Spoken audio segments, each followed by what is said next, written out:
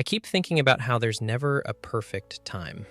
I used to tell myself I would wait until I felt better, wait until life settled down, wait until I was in a better position. But every decision I've ever made, I made it in the present, not in the future, not in the past, just in whatever day I was standing in. The future doesn't really show up. It's always just today. I remember being in one of the darkest places of my life and starting anyway. I didn't feel ready. I wasn't healed. I wasn't stable. I just started, and I kept going. Not because it was easy, not because it made sense, but because waiting felt worse.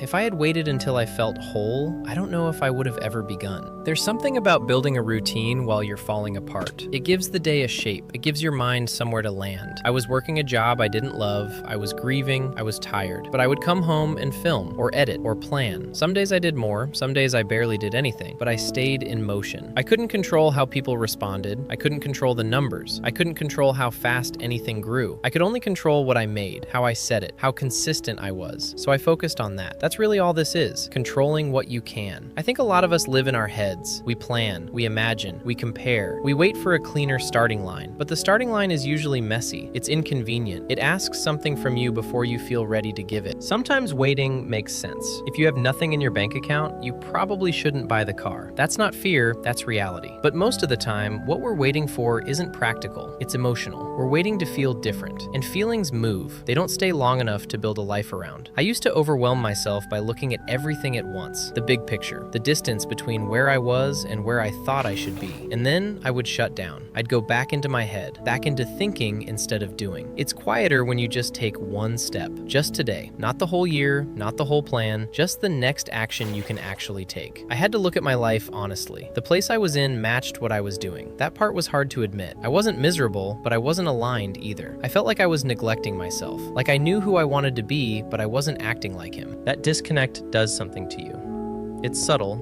but it's heavy. When I started changing my thoughts, my actions slowly followed. Not perfectly, not all at once, just gradually. I stopped trying to become someone new and started acting like the person I already believed I could be. And time kept moving. That's the part that unsettles me the most. How fast it moves. I can remember school like it was yesterday. I can remember old jobs, old versions of myself, like they're still right here. Months pass. Years pass. You blink and something that felt permanent is already over. You don't really notice yourself changing while it's happening. You just wake up one day and realize you're not who you were. So if everything changes anyway, waiting feels strange. I look back at the difference between 1 year and the next, and it's not dramatic in the moment. It's just small choices repeated. Using time differently. Paying attention to what I can control.